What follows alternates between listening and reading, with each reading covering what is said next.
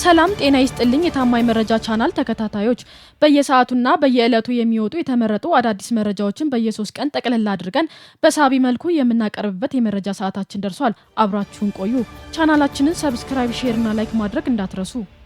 የአልቡርሃንና የሻዕቢያ መቀለጃ የሆነው ህወሓት የስልጣን ጥመኛው የህወሓት ቡድን ሀገረ ትግራይን የመገንባት የቅዠት ጉጉት የሻዕቢያና የአልቡርሃን መቀለጃ ያደረገው ይገኛል። ከጥቂት ቀናት በፊት የሱዳን ጦር አዛዥ ጀነራል አልቡርሃን አስመራ በማቅናት በአምባገነኑ ኢሳያስ አፈወርቂ ጋር ሰፊ ውይይት ካደረጉ በኋላ ደብረ ጽዮንን፣ ጌታቸው አሰፋንና ፈትለ ወርቅን እዛው በማግኘት ህወሓት የማያሸንፈውን ጦርነት እንዲጀምር ትዕዛዝ እንደሰጡት ታውቋል። ህወሓት በአስቸኳይ ውጊያ ከፍቶ ሀገርነቱን ካወጀ እነሱም እውቅና እንደሚሰጡት ቃል ገብቶላቸው እንደነበር ተሰምቷል። ከዚህም በተጨማሪ ኢሳያስ በሳዋ ለሚያሰለጥናቸው የታፈሱ ወጣቶች ክፍያው በማዕድንና ወርቅ እንዲከፈላቸው ትዕዛዝ መስጠቱን ታማኝ የመረጃ ምንጮች አረጋግጠውልናል። ኢሳያስ በሳዋ ስልጠናቸውን ያጠናቀቁ ወጣቶች ለአልቡርሃን ከሚሸጡበት $500 ለትግራይ ህዝብ ጠላት የሆነውን ሻዕቢያ ጋር ያልተቀደሰ ጋብቻ የፈጸመው ህወሓት ከኢትዮጵያ የተገኘ ነዳጅ ከኢትዮጵያ ዋጋ ሊትር በ$100 ጭማሪ ተደርጎበት ወደ ኤርትራ እንዲሸጥ ሽያጩ በናቅፋ እንዲከናወን እንዲሁም ከውጭ ሀገር በዶላር ተገዝተው የሚመጡ የኤሌክትሪክ እቃዎች ዋጋቸው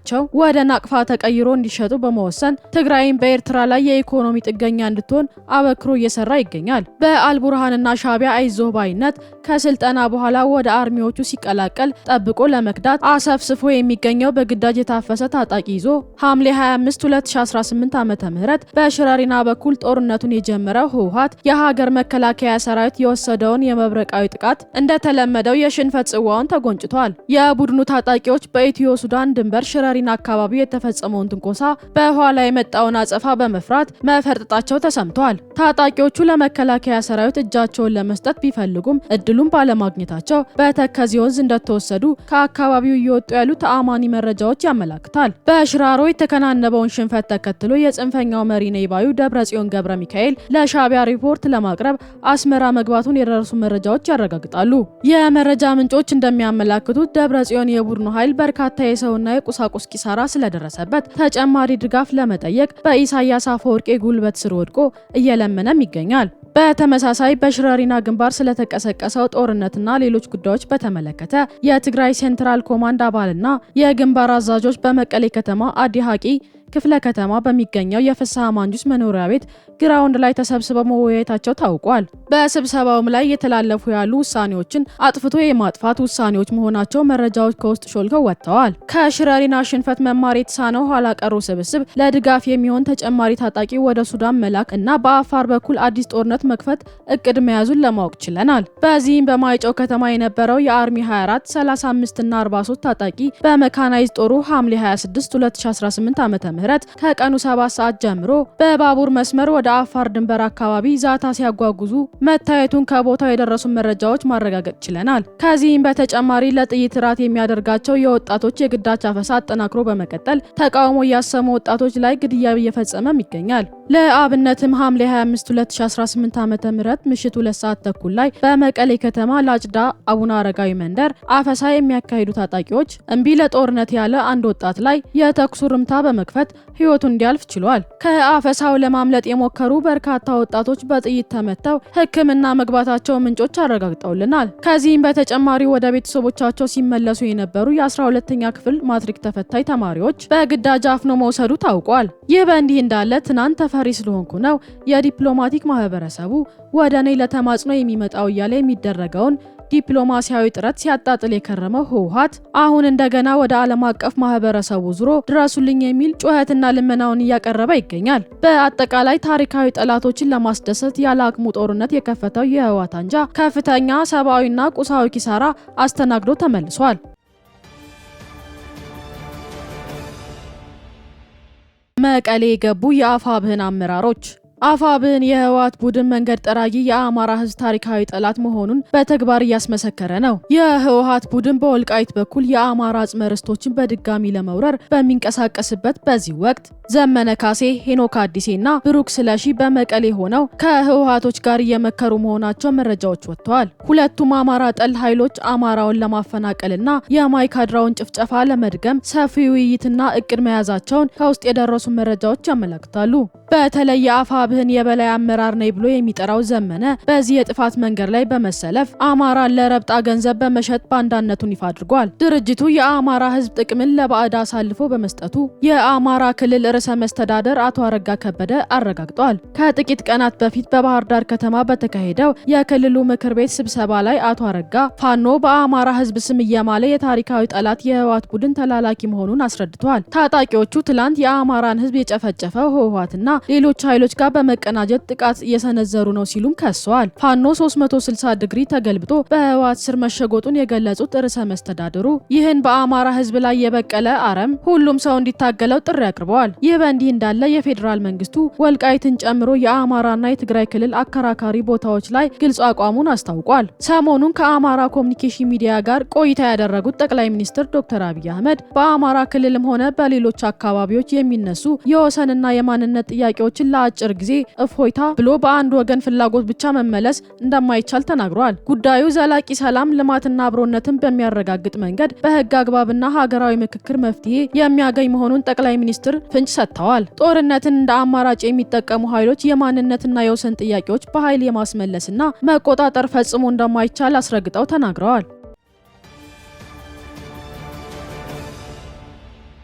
የኢትዮጵያ የባህር በር ጥያቄ የታሪክና የህልውና ጉዳይ ነው። የኢትዮጵያ የባህር በርና የባህር ላይ ታሪክ ከዘመናዊ የፖለቲካዊ ውዝግብና ፍላጎት እጅግ የዘለለ ከጥንታዊ የአክሱም ስልጣኔ ጋር አብሮ የደመቀና የሺህ ዓመታት እድሜ ያለው ታሪካዊ፣ ኢኮኖሚያዊና ጂኦፖለቲካዊ መሰረት ያለው ነው። ሀገራችን በቀይ ባህር ላይ ያላት ፍላጎት የዛሬ ፖለቲካ ትኩሳት የወለደው ጊዜያዊ ፍላጎት ሳይሆን የታሪክ የህልውናና የጂኦፖለቲካ መብቷ ጭምር ነው። በአክሱም ዘመነ መንግስት ጊዜ ጀምሮ ኢህአዴግ ስልጣኑን እስኪቆጣጠር ድረስ ኢትዮጵያ የቀይ ባህር ማዕከላዊ የንግድ ማዕከል ነበረች። በተመሳሳይ በቀይ ባህርና በህንድ ውቅያኖስ ንግድ ላይ የነበረው ደህንነት ቁጥጥር ለማድረግ የራሱ የባህር ኃይል ሰራዊትና መርከቦች ነበሯት። ሆኖም ለኢትዮጵያ ብሔራዊ ጥቅም ቅንጣት የማያስቡ ባንዳዎች ከ3 አስርት ዓመታት ወዲህ የባህር በር አሳጥተዋል። ከዚህ ጋር ተያይዞ ጠቅላይ ሚኒስትር ዶክተር አብይ አህመድ ኢትዮጵያ ለዘመናት ታስተዳድር የነበረውን ቀይ ባህር አታ የጂኦፖለቲካ እስረኛ እንድትሆን ያደረጋት ትናንት የውጭ ኃይሎች ጋር የተደረገው ያልተቀደሰ ጋብቻ መሆኑን ገልጸዋል። ከእነዚህ የውጭ ኃይሎች ጋር የተፈጠረው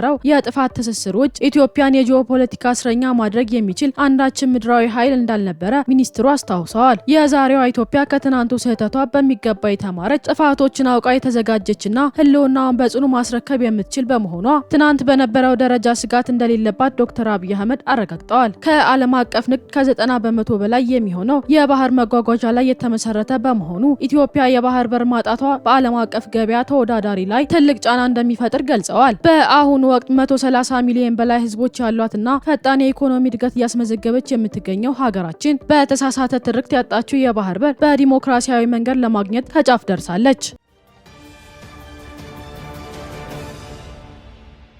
ጌታቸው ረዳ ለህወሓት ሰራዊት ያቀረበው ጥሪ።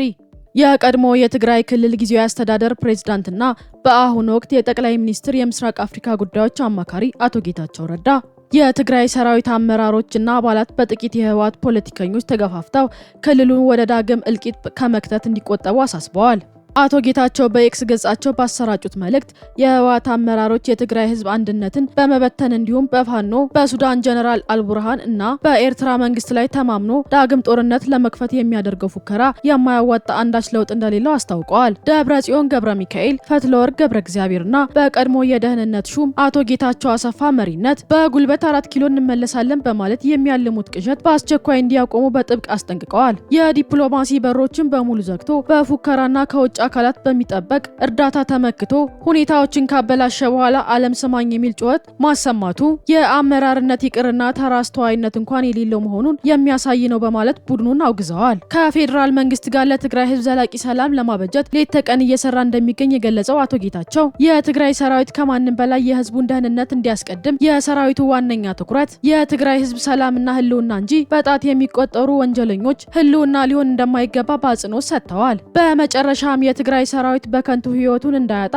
አካሉን እንዳያጎል ሲሉ ጥሪውን አቅርበዋል። በተመሳሳይ መረጃ የትግራይ ህዝብ ከየትኛውም ጊዜ በላይ በአሁኑ ወቅት ህወሓትን ሙሉ በሙሉ ነጥሎ የጣለበትና ድርጅቱ ከፍተኛ የቅቡልነት ማጣት ያጋጠመው ወቅት ላይ መሆኑን የትግራይ ነጻ ፓርቲ ሊቀመንበር ዶክተር ደጀን መዝግቦ ተናግረዋል። አረመኔውን የህወሓት አንጃ ከትግራይ ህዝብ ጫንቃ ላይ ለማንሳት ከፌዴራል መንግስት ጋር ተባብረን እንሰራለን ሲሉ ገልጸዋል። የትግራይ ህዝብ ለሁለተኛ ጊዜ ወደ እልቂት የሚያስገባውን በሽረሪና የጀመረውን ጦርነት የእድሜው ማብቂያ እንዲሆንና ያቀጣጠለውን እሳት ለራሱ እንዲጠበስ በማድረግ በጋራ ለመስራት ቁርጠኝነታቸውን ሊቀመንበሩ ገልጸዋል። ከጦርነት ውጭ መኖር የማይችለው ቡድኑ ከትግራይ ህዝብ ጫንቃ በተቻለ ፍጥነት ለማስወገድ ሲባል ሁሉም ትግራዋይ ከትግራይ ሰላም ኃይሉ ጎን በመቆም የበኩሉን ድርሻ እንዲወጣ ጥሪ አቅርበዋል። የምሁራን የሰላም ጥሪን ተከትሎ የህወሓት ወታደራዊ ክንፍና የፖለቲካ አመራሩ መካከል አለመግባባት መፈጠሩ ታውቋል። ወታደራዊ አመራሮች ምንም በማያውቀው የተሳሳተ የጦርነት ትንተናት ሰርቶ ልክ እንደ ሰሜኑ ጦርነት ዳግም ችግር ውስጥ ሊከተን እየሰራ ነው በሚል የፖለቲካ አመራሮች ላይ ተቃውሞ አንስተዋል። ለአብነትም ስልጠና አጠናቀው ወደ ደቡብ ግንባር አርሚ 43 እና 26 የተመደቡ ከ100 በላይ ታጣቂዎች ሐምሌ 25 2018 ዓ.ም በመሆኒ ከተማ መጥፋታቸው ተረጋግጧል። ይህ በእንዲህ እንዳለ የህወሓት የሚዲያ ልሳናት የአማራ ህዝብ በጅምላ ማንቋሸሽ ጀምረዋል። በዚህም ደደቢት ሚዲያ ባለቤት የሆነው ዶክተር ኃይለ አረፋይኒ ህወሓታውያን ለአማራ ህዝብ ያላቸውን ጥላቻ እና ንቀት ሰሞኑን ባሰራጩት ቪዲዮ ላይ በግልጽ አሳይተዋል። ይህን ዶክተር ነይባይ አማራን የፈጠርነው እኛንም በማለት አማራን ለማንቋሸሽ ሞክረዋል። ጎጃምንና ወሎን በኃይል አስገብራለሁ በሚል የጨፈጨፈው አጼ ዮሐንስ ለአማራ ሲል ነው የተሰዋው ሲል ተደምጧል። ዶክተር ኃይለ አፉን ሞልቶ በሙጀሌ ሲሰቃይ የነበረው አማራ ታግሎና መስዋዕትነት ከፍሎ ነጻ ያወጣው ከተበተነበት ሰብስቦ የማይገባውን ክልል ፈጥሮ የሰጠው ህወሓት በመሆኑ የአማራ ህዝብ ህወሓትን ሊሸልም ይገባል በማለት ለአማራ ህዝብ ያለውን የንቀት ጥግ ገልጿል። ከሁሉም በባሰ መልኩ ደግሞ አማራን ክርስትና ያስተማረ በክልሉ የሚገኙና ጣና ጨርቆስ፣ ላሊበላና መሰል ገዳማት የገነባ ትግራዋይ እንጂ አማራ አይደለም። አቡነ ተክለ ሃይማኖት ትውልዱ እስከ 3 ቢቆጠር ትግራዋይ ነው ሲል የአማራ ታሪክ ለማዛባት ሞክረዋል። ይህ በአማራ ህዝብ ላይ የተፈጸመው የትምክህትና የጥላቻ ንግግር በዝምታ ሊታለፍ የማይገባው ሁሉም ለአማራ ታገላለሁ የሚል የታጠቀውም ሆነ በሰላማዊ መንገድ የሚታገል ቡድን በይፋና በአስቸኳይ ሊያወግዘው የሚገባ ጉዳይ ነው።